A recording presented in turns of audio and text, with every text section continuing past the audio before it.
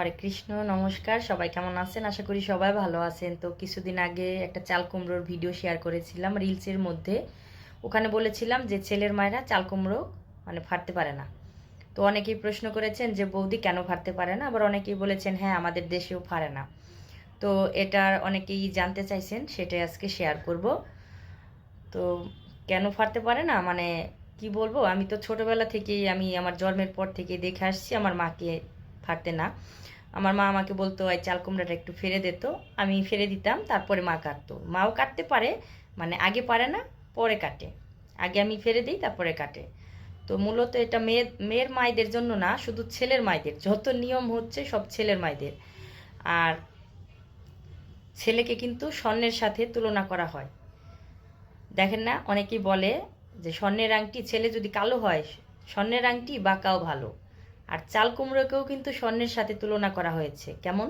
যেমন দেখবেন সব জায়গাতেই দেখবেন দুর্গাপূজাতে কিন্তু চাল কুমড়ার বলি হয়। তো চাল কুমড়াটা মায়ের সামনে বলি হয়, আর বলি হওয়ার পরে কিছুদিন হিন্দুদের চাল কুমড়োটা খাওয়া যায় না। তো মূলত হয়তো এই কারণেই কোনো মায়েরা ছেলের মায়েরা চাল কুমড়োটা বলি দিতে পারে না প্রথমে। তো একজন কেটে দিলে তারপরে কাটতে পারে, নিয়ম হচ্ছে এইটা। কিন্তু আমার শ্বশুর বাড়িতে এই নিয়মটা নাই, ওরা আবার কাটে। আমি কিন্তু আমার বাবার বাড়ির নিয়মটাই করি, কারণ আমিও আমার মাকে ফেলে দিছি। তো আমিও তো এখন ছেলের মা, তো আমি কিন্তু এখন ফাড়ি না। তো মেয়ের মায়েরা আবার ফাড়তে পারবে, এটাই হচ্ছে নিয়ম। আর একটা কথা, কোনো গর্ভবতী মায়েরা যদি চাল কুমড়োর স্বপ্ন দেখে, তাহলে সেই মা কিন্তু আর কোনোদিনও চাল কুমড়া খেতে পারবে না। এই নিয়মটা কিন্তু আমাদের ঢাকাতেও আছে।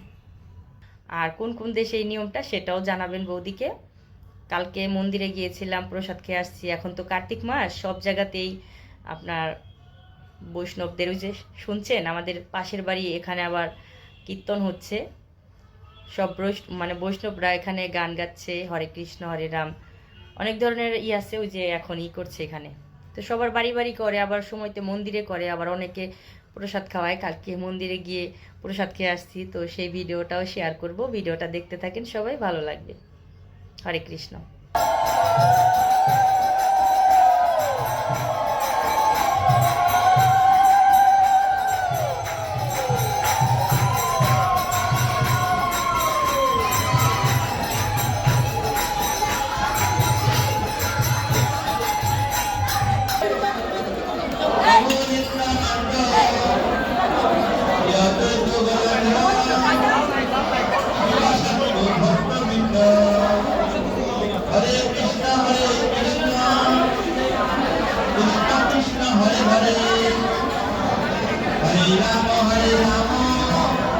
আমার আজকের ভিডিওটা কেমন লাগলো সবাই কিন্তু বৌদিকে কমেন্ট করে জানাবেন। সবাই ভালো থাকবেন, সুস্থ থাকবেন।